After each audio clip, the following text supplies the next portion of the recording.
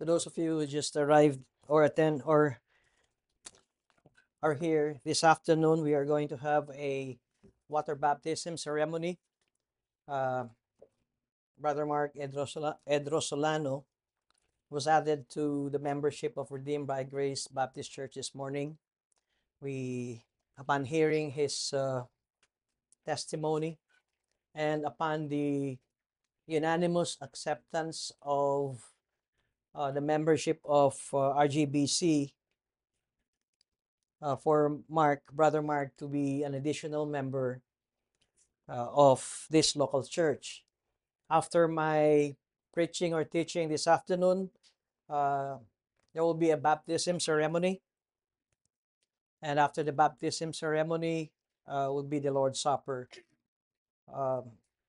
Be reminded that this church would only allow participants uh, or able to partake the Lord's Supper if you are a member of this church or you are a member of a good standing New Testament church that is recognized by Redeemed by Grace Baptist Church. So if not, then you are not allowed to partake of the bread and wine. Before I start with my this is the first time that I would use slide in my preaching. But before I start with my preaching, let me show to you the 1689 Baptist Confession of Faith of Baptism. This is chapter uh,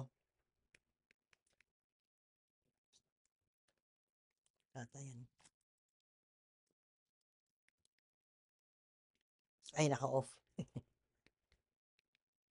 Yeah, this is chapter 29, and it has 4 paragraphs.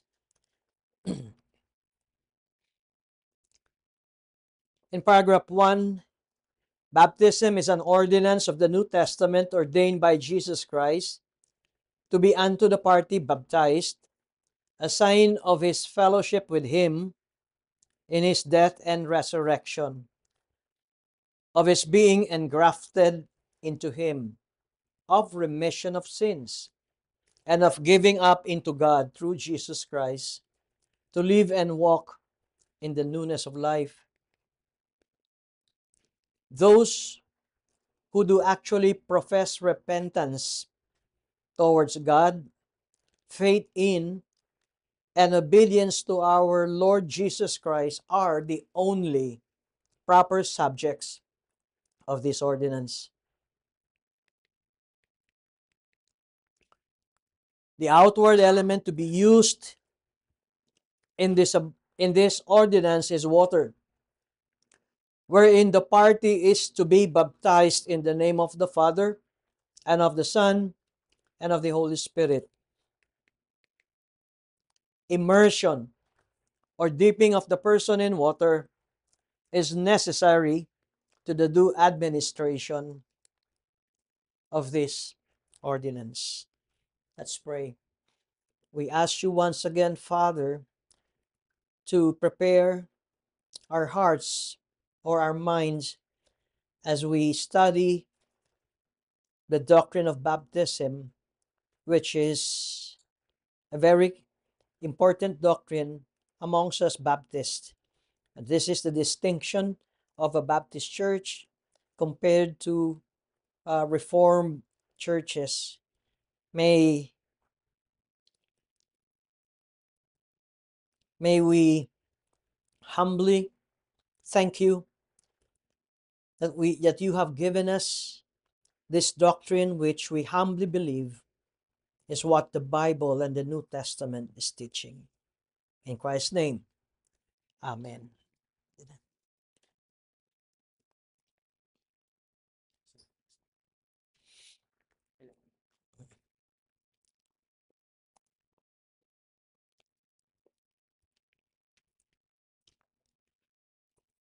Well, 1689, this is the 17th century uh, period. When the early Baptists made a confession of faith, particularly for Baptists. In fact, the dominant confession of faith or doctrine comes from what we call the Westminster Confession of Faith. Ito yung mga Presbyterian na mga uh, believers. Well, when 1689, when the framers of 1689 made this confession, their primary purpose was not to attack Westminster Confession of Faith. It was not a polemically confession. It is not a polemic confession. The purpose of the Baptist framers during the 17th century is to ascertain that particular Baptist is an orthodox faith. Kaya makikita ninyo that most of the doctrines inside the 1689 Baptist Confession of Faith, or it is also known as the Second London Confession of Faith, most of the content of this confession came from the Westminster Confession of Faith. At dahil ang kanilang gustong ipakita, hindi tayo nag-aaway. At tayo ay magkasangga when it comes to the Orthodox Christian faith.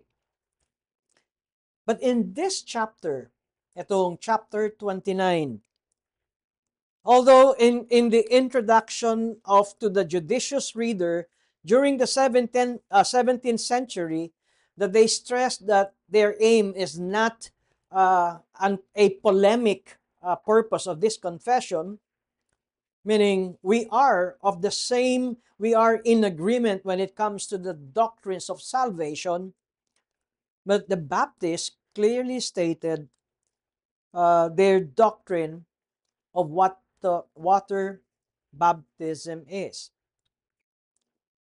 Now, perhaps this is the only first time that you would read or hear what we call the Credo baptism.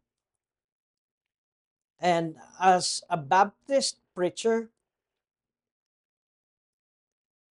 I would say that it is the biblical way to water baptism. What is the difference between the Westminster Confession of Faith and the 1689 Baptist Confession of Faith? Well, ang Westminster Confession of Faith, sila yung tinatawag na Paedo-Baptist. Sila ang mga nagbabaptize ng mga infants, ng mga children. Although they would say that we baptized infants provided that the parents of these children are members of a Reformed or Presbyterian church. So hindi naman lahat ng sanggol ay binibinyagan, kundi ang binibinyagan lamang ay mga anak ng mga miyembro ng Presbyterian or Reformed church. But still, sila ay nagbibinyag o nagbabautismo ng sanggol. Ang Baptist, dito sa pinakita ko sa inyo na 4 paragraphs, ay ipinakikita na ang qualification for water baptism ay mayroong pagpapahayag ng pananampalataya. And that is why sa inyong harapan ay makita niyo ang credo baptism, meaning they will profess their faith before they will be baptized. Dito lamang ay makita na natin that infants are disqualified for baptism. Paano bang magpapahayag ng pananampalataya ang sanggol? I don't know if you had an experience na dali nyo ang inyong anak kung kayo ay former Roman Catholic believer or member, at nagdala kayo ng anak nyo sa simbahan ng Katoliko para pabinyagan, and of course, hindi pwedeng walang ninong. Sila magbabayad kasi ng reception. And you would notice that when the priest is asking or doing this rite, baptismal ritual or rite, and when the parish priest would say this, are you willing or are you renouncing Satan? The parish priest is not or talking to or addressing that question to the infant. Malay ba nung sanggol na kanya bang, anong tawag doon? Kanya bang uh, hindi tinatanggap si Satanas? Ang sumasagot noon are the ninongs and the ninangs, the sponsors. While the teaching of the Roman Catholic Church is that the first sacrament that must be received by a Roman Catholic member is baptism, which gives that child a grace of salvation. Roman Catholic Church has 7 sacraments, and all of these sacraments are saving, nakapagliligtas. Kaya kung kayo ay nabinyagan ng Romano Katoliko, ligtas kayo sa katuruan at doktrina ng Romano Katoliko dahil ito ay may saving grace. Not so sa Reformed churches. Now, the Westminster Confession of Faith used sacrament pagdating sa baptism. In a Reformed church, dalawa lamang ang sakramento. The sacrament of baptism and the sacrament of the Lord's Supper. There's only 2 versus 7 to a Roman Catholic church. The Baptists used the word ordinance rather than sacraments. Kaya sa Tagalog, makita nyo ay ordinansya. Well, pareho lang naman ang ibig sabihin ng sacrament sa ordinance. Meaning, ito ay ang Diyos ang nagtaguyod. But the reason why the Baptist chose the word ordinance ay dahil ang Roman Catholic ay gumagamit ng salitang sacraments na idinudugtong ng mayroong saving grace. Pagdating sa Baptist, ay kanilang sinabing, it is an ordinance and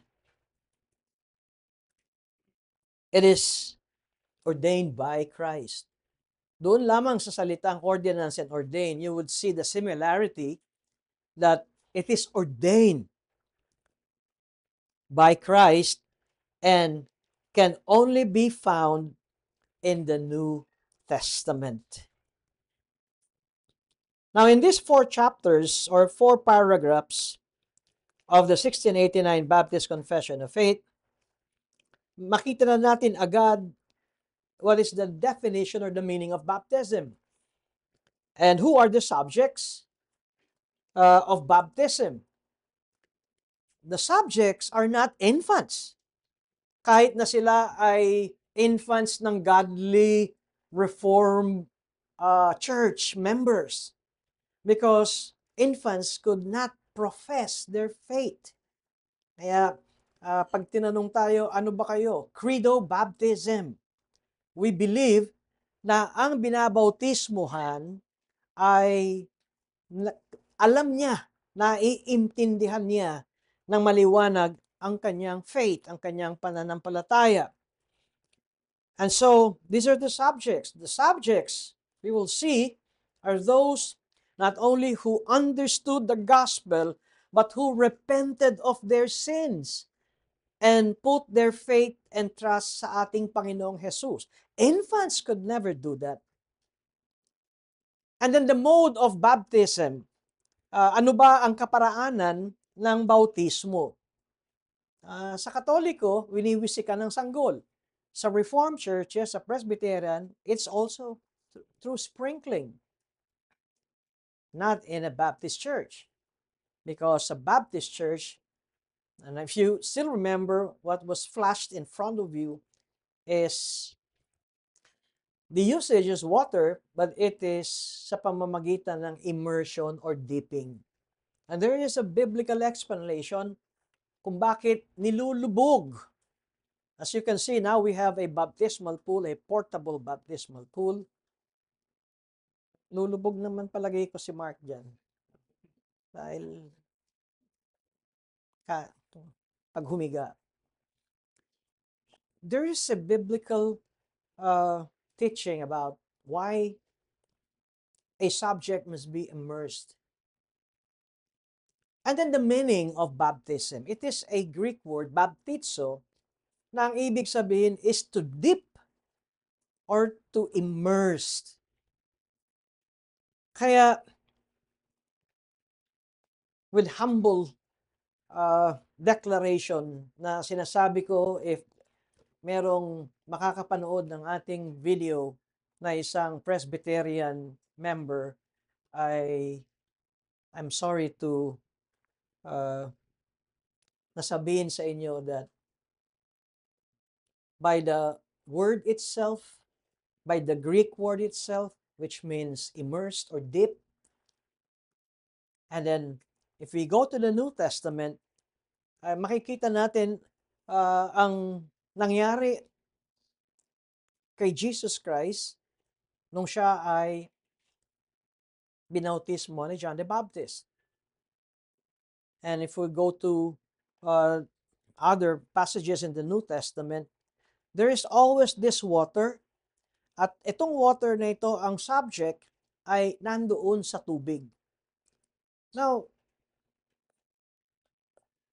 would it make sense when Jesus went to the Jordan River while John the Baptist was baptizing?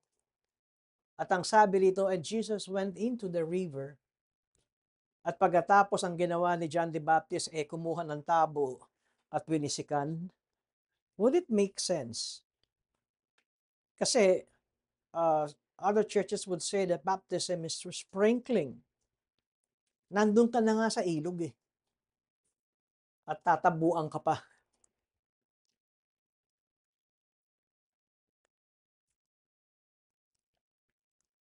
Kaya nga, sinasabi natin, the outward element to be used in this ordinance is water, and the party is to be baptized in the name of the Father and of the Son and of the Holy Spirit. Presbyterians would agree doon sa point na yon, and also the element that is water. But they would not agree sa paragraph 4 natin ng immersion or dipping of the person in water. And in Baptist churches, it states, it is necessary to the due administration of this ordinance. So in that short explanation, I hope that you would believe that credo baptism is the biblical way to water baptism. Now let me go to another point of my teaching regarding water baptism. We all know the Great Commission, Matthew 28, verses 19 to 20. Natatandaan namin ito when Christ was followed by his disciples dito sa bundok ng Galilea. And when they saw Christ, they worshiped him, but some doubted. Now, in verse 19 of Matthew 28, Christ Jesus said, "Go therefore and make disciples of all nations, baptizing them in the name of the Father and of the Son and of the Holy Spirit, teaching them to observe all that I have commanded you. And behold, I am with you always to the end of the age." I would submit to you that the doctrine of baptism is important in church life. In fact, how to form a church, baptism is prerequisite. Bakit ko sinasabi ito? You know, there are many Christians still that they would say that they are Christians and yet not baptized. Napansin ba ninyo yun? Hindi pa rin sila nababautismuhan. Pero sinasabi nilang sila ay Kristiyano. And surprisingly, they attend a church who is a Christian church, enjoying the preaching and the singing, and yet not yet baptized. Why? Perhaps it's because of the preacher or the teaching they heard that the most important thing is that you are saved and you have a personal relationship with Christ. Well, that's true. Kaya lang, kung ganun ang emphasis nila, naibababa nila ang baptism sa less important. No wonder that there are many Christians, I would say in a mega church, na hindi baptized. Marami silang excuse. Meron akong water phobia, takot ako sa tubig. Hindi ka naman siguro mamamatay kung saglit lang. Kaya yung iba ay they opted for sprinkling because mayroon daw silang phobia sa tubig. Now, ito ang ating gusto kong isubmit sa hapong ito. Now, this is the last part before Christ ascended sa langit. And Christ was already resurrected and he stayed with his disciples for 40 days. 40 days of intense teaching sa kanyang mga alagad na nabuhay mula sa mga patay.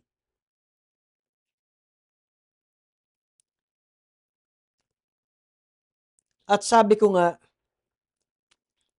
and these are the very words that the Lord Jesus Christ gave to his disciples that they were commissioned. Maaaring di natin nakikita, but they were commissioned to build the church of Jesus Christ and his kingdom. Where? In Matthew 28 verse 19. Saan natin ito makikita? Well, because my message is about baptism, ang gusto kong maipakita sa atin dito is it has to be read kasama ang Book of Acts. Now, it is true that reading Matthew 28 ay pagtapos ng Great Commission, after commanding. Now, Matthew 28 verse 19 is a command.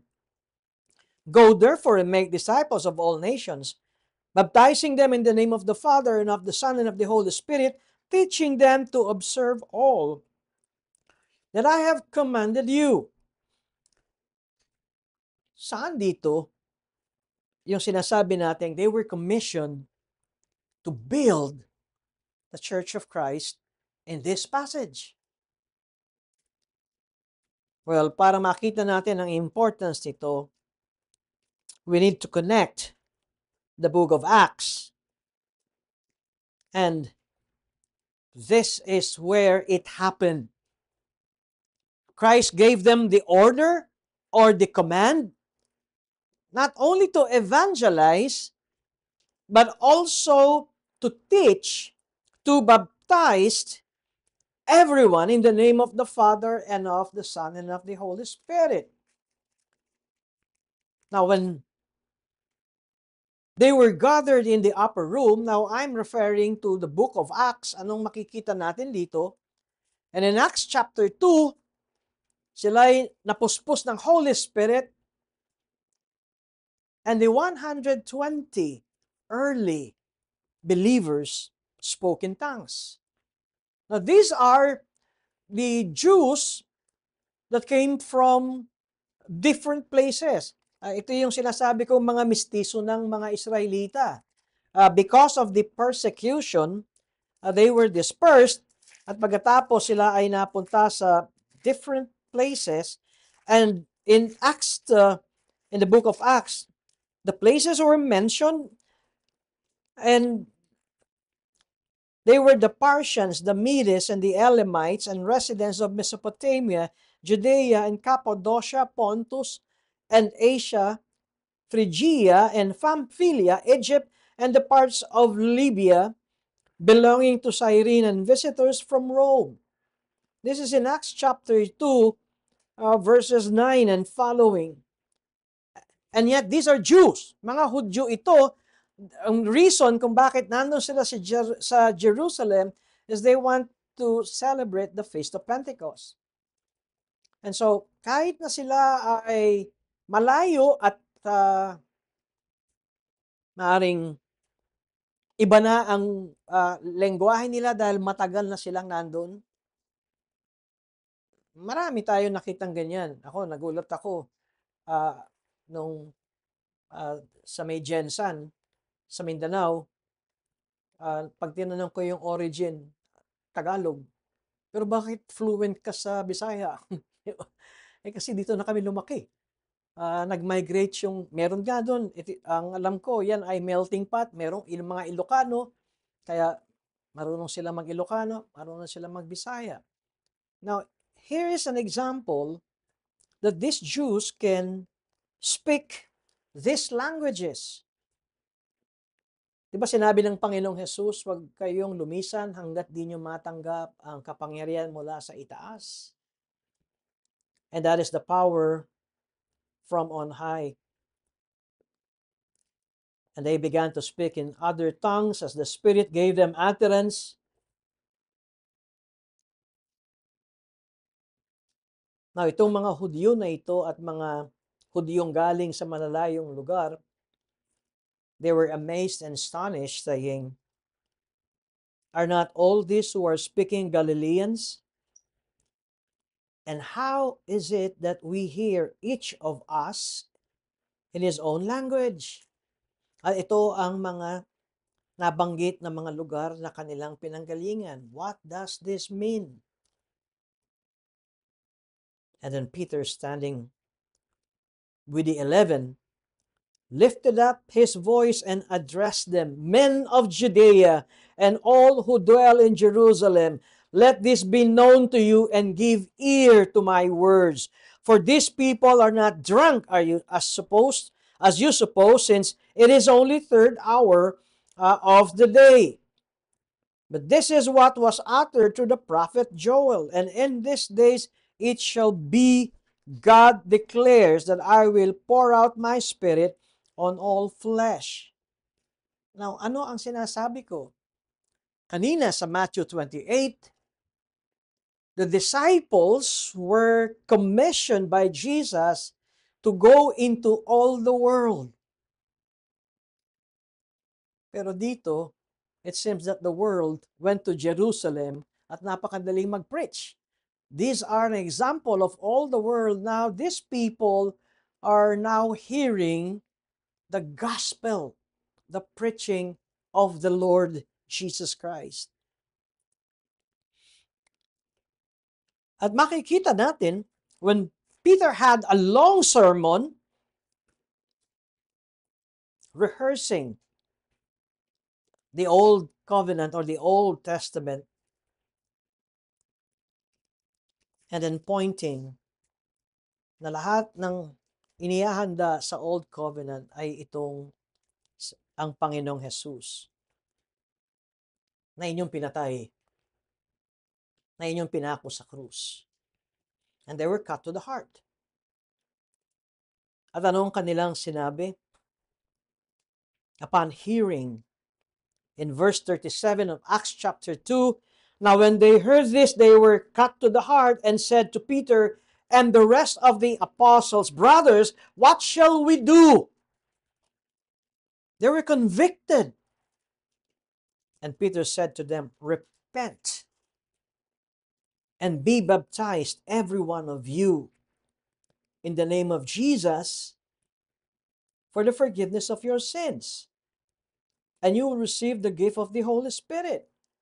Now, ang tanong ko, this is the first time that one of the apostles of the Lord Jesus Christ, when asked, "What shall we do?" Nakita ba natin as we read it? Peter was so certain na ang kanyang sasabihin, "Repent and be baptized, every one of you, in the name of Jesus Christ, for the forgiveness of sins." Where did Peter receive that instruction or teaching? Saan galing yun? Well, bigla na lang bang pumasok sa Holy Spirit sa kanyang isip at nagsalita? Mind you, Jesus Christ was with them for 40 days before the ascension. Jesus taught the apostles and the disciples of what to do, on how to form the Church of Christ. At makikita natin dito that there must be repentance. There must be baptism. And it says, in the name of Jesus Christ, for the forgiveness of their sins. And they will receive the Holy Spirit.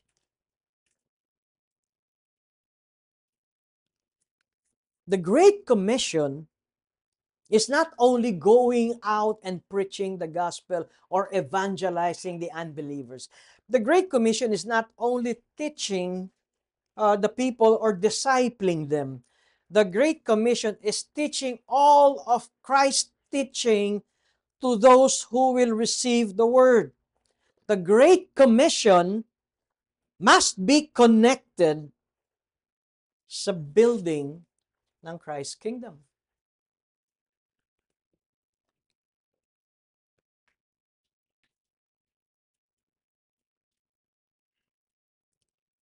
It is not only that they would repent of their sins, but makikita natin that the subjects has a certain understanding of who Christ is.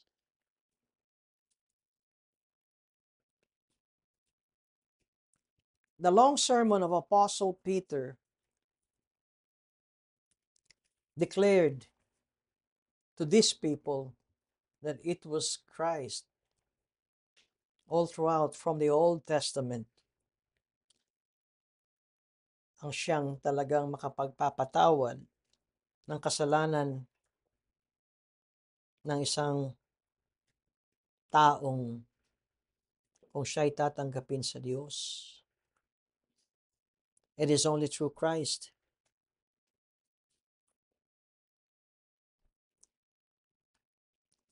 If we connect Matthew 28 to the book of Acts, makikita natin that when they were cut to the heart, here comes conviction. And then when they asked Peter, "What shall they do?" And Peter said, "Repent." Remember, ito rin ang unang-unang message ni Christ, repent for the kingdom of God is at hand. And so who are the subjects of baptism? Those who are willing to repent.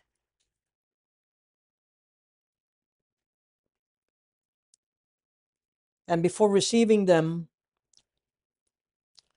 to the church, they need to repent. Well, we know that repentance and faith, magkakambal ito. Pagsisisi at pagsampalataya, it is like a coin with two faces na hindi pwedeng paghiwalayin. And then, next is baptism. And then they were added to the church.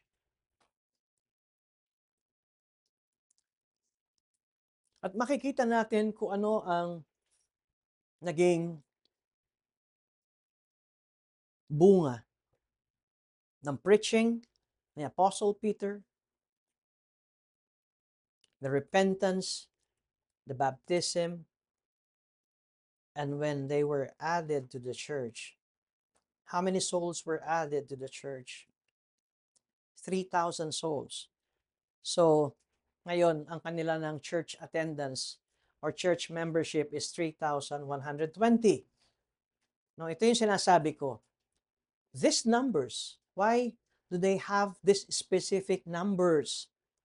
Is because they knew, the early church, the early believers knew who are truly repentant and will commit themselves to the Church of Christ. Hindi lang yung, it's not only you attend regularly, it's okay. No! There is a devotion that you will see dito sa early Christians. They devoted themselves saan? To the apostles' teaching. They devoted themselves to prayer. They devoted themselves to fellowship. They devoted themselves to breaking of bread. You would notice that even the breaking of the bread was only for the 3,120, not for the followers. In this church, we call that formal membership. We know who are the members of this church. Why? Because they went into this procedure, they were interviewed, katulad nung nangyari kanina sa umaga. Kung napanood nyo at nakita nyo, now, makikita nyo ang ikalawang yugto, ang baptism. Well, kanina, the church membership already agreed that Brother Mark is an additional member of this church. Now, why he needs to be baptized? Because in his testimony, his two prior baptism ay invalid. The first baptism, why was he baptized? Because ano yung sinabi niya? Nasama lamang. Marami yan. Natawag dun eh. Para bang kakahiya. Nahatak lang siya. Bata pa siya nun eh. Other churches would go to a beach resort or a beach and would invite all the youth o kaya yung mga bata, and they will have this sort of like a spiritual awakening and then after that there would be a baptism. I would also submit to you that water baptism is done before the congregation of the Lord Jesus Christ. Hindi yung dalawa lang kayo nasa swimming pool o kaya ilan na nasa karagatan. It must be before the congregation. Why? It's because the second ordinance or the sacrament that the Lord Jesus Christ instituted ay ang Lord's Supper. You don't break bread sa dagat. You don't break bread sa swimming pool. Breaking of bread or the Lord's Supper is done with the people of God. And these are the only two ordinances na makita natin sa New Testament. If the Lord's Supper should be done in a local church gathering, ganun din ang water baptism. And there is a subject or an applicant that wants to be a member of this church, water baptism must be before the congregation. And so the church was built in a day in Jerusalem as the Lord saved sinners when they heard the gospel, when they repented, when they received the sermon of Apostle Peter, and they become followers of the Lord Jesus Christ, and they were baptized in the name of the Father and of the Son and of the Holy Spirit. And the next thing they did is their devotion to the continual teaching of the apostles. The apostles' teaching is the teaching of the Lord Jesus Christ. Kaya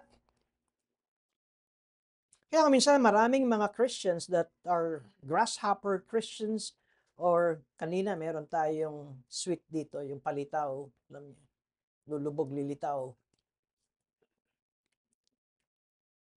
Hindi bulataw. Palitaw. They come and go. Where is the commitment? We heard this morning, one of the reasons why Brother Mark would want to be a part of this church is because of accountability. This can only be done if you will commit yourself sa isang lokal na iglesia. You would also notice that the apostles did not beg, uy, umattend naman kayo ng service, oh. Diba, kung minsan text ko, konsyensyahin ka eh. Peter did not beg, the apostles did not beg, all they did was preach the gospel. And when they were convicted to the heart, ito na ang tanong, what must we do? What must I do? And the answer is, repent and be baptized. Be baptized. Oh, sorry.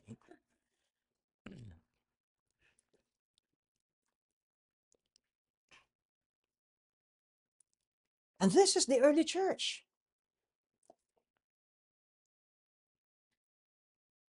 Because they devoted themselves, and the manifestation is that they loved the Lord. They enjoyed even the Lord's Supper. Alam nyo, they did this araw-araw. They devoted themselves daily, while we devote ourselves weekly. What? Meron pang with a heavy heart? Kinakaladkad pa natin yung sarili natin? Why is that so? The answer is that a wrong understanding of the gospel. Going to church, being a part of the church, ay kagalakan. Para sa akin, isang malaking kagalakan at karangalan na ako ay mapabilang sa lokal na iglesia. Hindi yung tignan ko nga kung tatawagan ako ni pastor. Nag-absent nga ako ng 2 sunod na linggo. Papansin ba?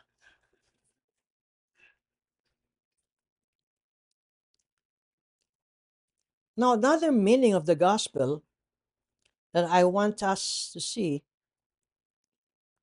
is that, or another meaning of the baptism, by the way, is that there's a picture of Christ in baptism. In our confession of faith, it says that it is a sign. It is a sign. It is a sign. A sign of what? Now, when Christ was approaching Jordan River and there was John the Baptist baptizing, the scripture says, and whole Jerusalem went into the Jordan River to be baptized, and there was John the Baptist. Diba, if you would remember the scripture, when John the Baptist saw Christ, ang sabi niya, behold, the Lamb of God that takes away the sins of the world. John the Baptist was pointing the people to Christ. That was, ang scene doon ay, John the Baptist was baptizing the people. And so sa water baptism natin, masasabi ko that it is a sign that you are coming to God to repent of your sins. It is a sign that you are saying from now on, my I, me, myself attitude or my self-ruled life is no longer the master. I will follow you, my Lord Jesus Christ.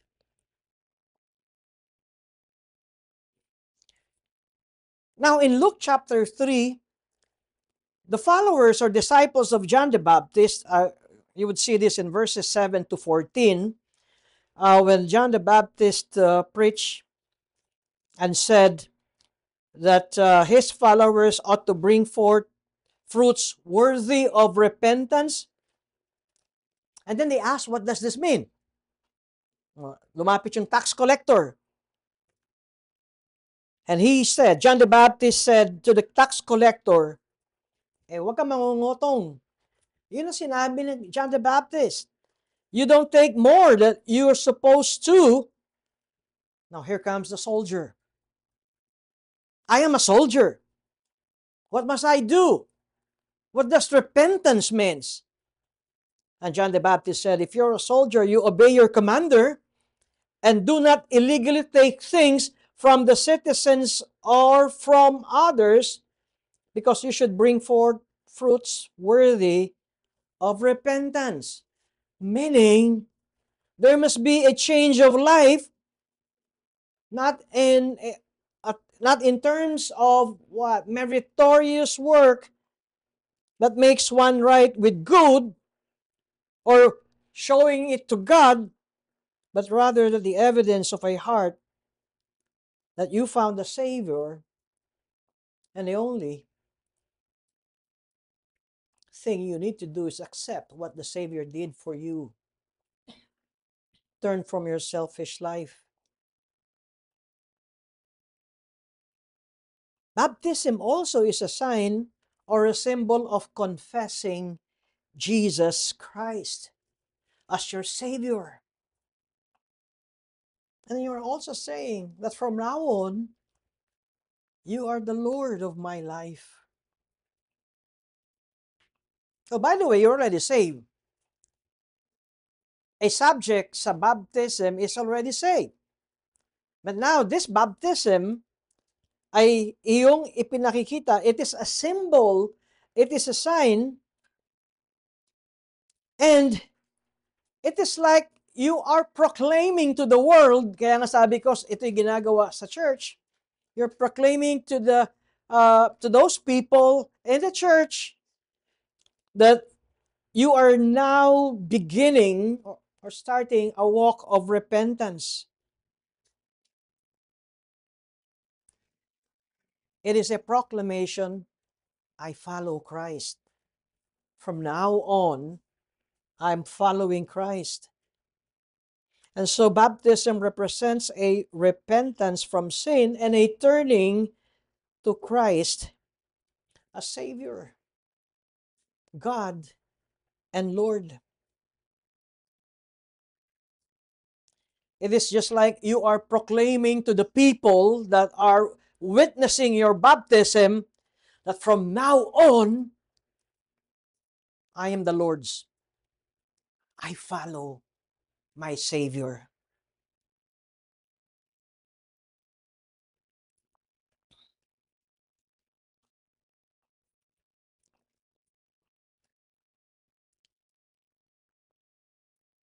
When you come across to 1 Peter chapter 3, verse 22, were you puzzled by what Apostle Peter wrote in that passage?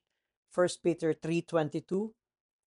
And Peter said, baptism, which corresponds to this, now saves you, not as a removal of dirt from the body, but as an appeal to God for a good conscience through the resurrection of Jesus Christ. Now, is Apostle Peter here referring to baptismal regeneration? Na sinasabi ni Pedro, ikaw ba naligtas ka ng iyong bautismo? Ito ba ang sinasabi ni Peter? Or he's talking here about the cleansing of the conscience washed pure by the blood of Christ. I think ito ang dahilan kung bakit nakita natin ang elemento ng water baptism is water. Because water represents the cleansing agent.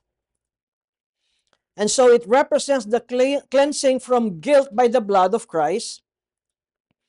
And so we continue to look at baptism na sinasabi natin, it represents na ako ay nilinis sa aking kasalanan at pinatawad ng aking kasalanan. And that is why baptism is associated with the Holy Spirit. It was John the Baptist, when John the Baptist saw Christ approaching him, ang sabi ni John the Baptist, I baptize you with water, but he will baptize you with the Holy Spirit and fire. So pinakikita ni John the Baptist kung sino ang magbabautismo. You will be immersed. You will be overwhelmed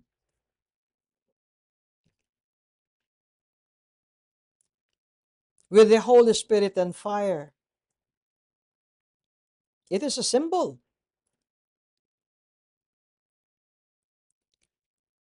that the Lord Jesus will overwhelm the soul of men with the Holy Spirit. Kaya sa water baptism, ay hindi lamang let's go over with lubog. 1, 2, 3, 4. Nakita niyo ang napakaraming biblical teaching about this. And we believe that the Holy Spirit has come to dwell with all the believers. And the dwelling of the Holy Spirit will be eternal dwelling. Therefore, it is a spiritual union of the Godhead with the spirit of the believer that is maaring makita nating mystical, eternal, and true union upon believing the Lord Jesus Christ. Hindi nangyari ito nung ikaw ay nilubog, kundi ito ang mensahe, ito ang tanda, ito ang simbolo ng water baptism. And lastly,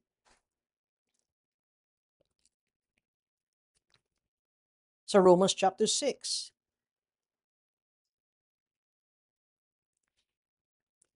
in verse 1, what shall we say then? Are we to continue in sin, that grace may abound? By no means. How can we who died to sin still live in it? Do you not know that all of us who have been baptized into Christ, Jesus, were baptized into his death? We were buried, therefore, with him by baptism into death, in order that, just as Christ was raised from the dead by the glory of the Father, we too might walk in newness of life. Ngayon, now we know why our baptism is not sa pamamagitan ng sprinkling, but by immersion, is because it signifies that we identify with Christ. When we have been baptized into Christ, we were baptized into his death. And when we were raised from the water, just as Christ was raised from the dead, we might walk in the newness of life. Now, anong ibig sabihin nito?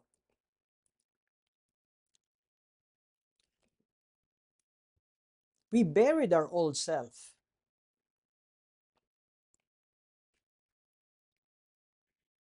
And when we approach the baptismal pool and the minister would dip us doon sa pool at tayo ay nilubog.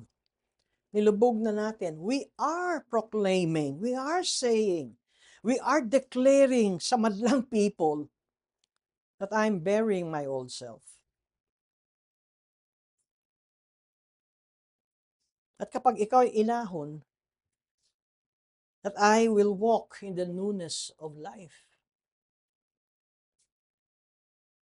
And that is why, ito yung sinasabi ni Peter, your baptism saves you. Remind Be reminded, mapaalalahanan kayo noong ipinahayag ninyo sa inyong mga labi, yung pinakita ninyo at ginawa nyo sa madlang people nung kayo'y inilubog at sinasabi nyo kasama na roon sa kamatayan ni Kristo ang aking old self. It is true that we are not perfect. Hanggat narito tayo sa mundong ito, magkakasala tayo, pero once na yung baptism ay pinalalahanan tayo, o lalo na kung meron tayong makikitang binabautismuhan, na we can relate, na sinasabi natin, yes, nilubog ko na ang aking old self. In Romans 6 verse 5, for if we have been united with Him in death like His, we shall certainly be united with Him in a resurrection like this. We know that our old self was crucified with Him in order that the body of sin might be brought to nothing, so that we would no longer be enslaved to sin. A proper understanding of water baptism is saying Satan has no more hold sa ating buhay. We were transferred from darkness to light nung tayo ay naipanganak na muli. For one who has died has been set free from sin. Now, if we have died with Christ, we believe that we also live with Him. We know that Christ, being raised from the dead, will never die again. That no longer has dominion over him. For the death he died to sin once for all. But the life he lives to God. So, you also must consider yourselves dead to sin and alive to God in Christ. When you're being baptized, or when you were baptized for a long time, and now you're witnessing a candidate to be baptized, we are being reminded, let not sin therefore reign in your mortal body to make you obey its passions. And do not present your members to sin as instruments for unrighteousness, but present yourself to God as those who have been brought from death to life. Isn't it a blessed experience if you belong to a church that all the members are devoting themselves to the apostles' teaching, that all the members are devoting themselves to prayers, to breaking of bread, that all the members, when they gather every Lord's Day, that there is this glow in their faces, ready to worship the Lord in the beauty of His holiness. And when will this be possible? When the gospel is preached and when the hearts had the proper response of repentance and faith. This afternoon, we will witness a brother who will be baptized. It is not only for his encouragement, it is also for ours. Tayo ng mga nabautismo na balikan natin yung ating pinahayag.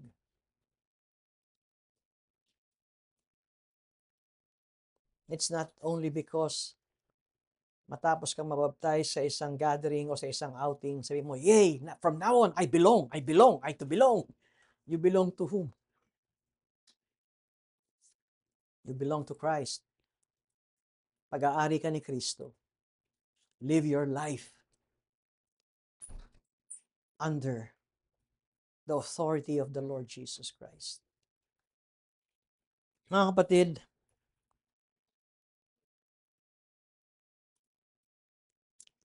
ang isang Kristiyano ba ay maaaring mahulog sa kasalanan? Opo. Ang isang Kristiyano ba ay maaaring mahulog sa karumal-dumal na kasalanan? Opo. Ang isang Kristiyano ba ay kayang gumawa ng kasalanan while partaking the bread and wine? Opo. But water baptism sa church is a means of grace. Na kapag mayroon tayong napapanood,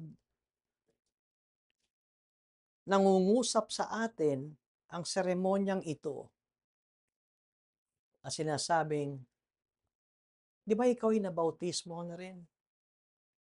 And so you died with Christ. Sin has no authority over you. Hindi na si Satan ang master mo. Si Christ ang master mo. At kung ikaw ay, if you're living in sin, if you have a compromised Christian life, ang bautismo ay ipapanumbalik ka niyan sa Panginoon. Witnessing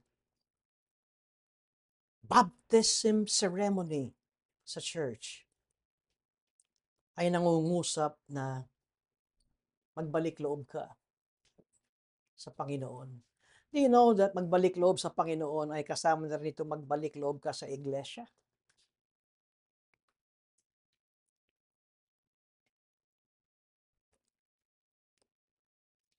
Kukwentuhan ko kayo ng kwentong manok. Alam ito ni Eve.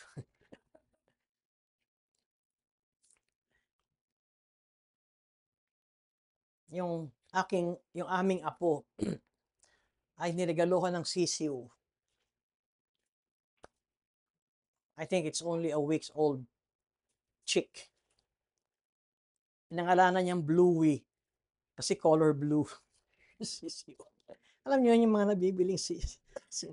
May blue, may red, may orange, may yellow. So handpick niya si Bluey. After a month, sabi nung apo namin, why is he changing color? Hindi naman niya alam na spray lang yun eh. After a month, there's now a combination of blue and white. Pangalawang buwan, ang bilis lumaki. So now, Bluey is not Bluey anymore, he's Whitey now. And the parents decided to donate it sa neighbor. Ayaw nilang katayin. Siyempre, pet yun ng aming apo. And so, it was donated sa neighbor. So, iniisip namin, what would Bluey or Whitey end? Fried chicken? Barbecue chicken? Adobo? And we were surprised. Now, ika-4 na buwan. So, 2 months na siyang nawala. Cage, nakakulong sa kapitbahay. Bumalik sa amin. Bluey returned from our house. Buti na lang yung apo namin ay nasa school. Kasi ang kwento ng kanilang magulang ay dinala sa farm. Hindi siya pinamigay. At ayaw umalis ni Bluey.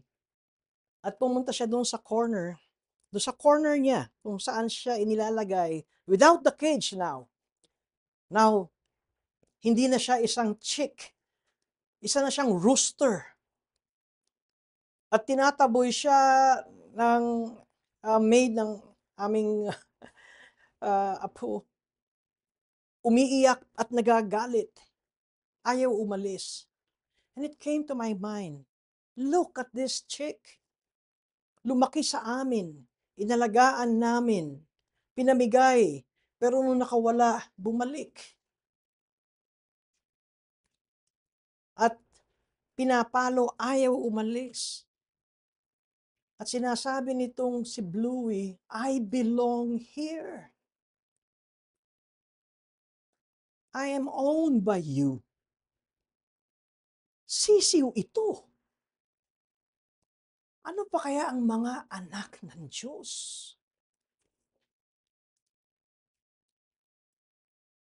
Whenever we have water baptism,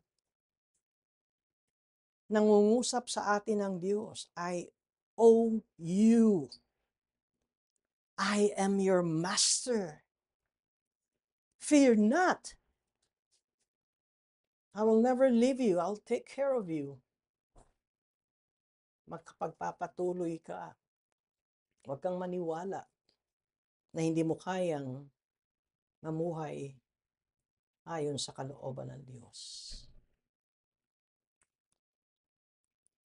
We thank you, Father, for hearing this teaching about baptism. May it encourage our hearts for those who are already baptized. And this afternoon, as Brother Mark Edrosolano would undergo baptism, may he cherish these teachings and his declaration before us would bring glory to your name. And this is our prayer. Amen.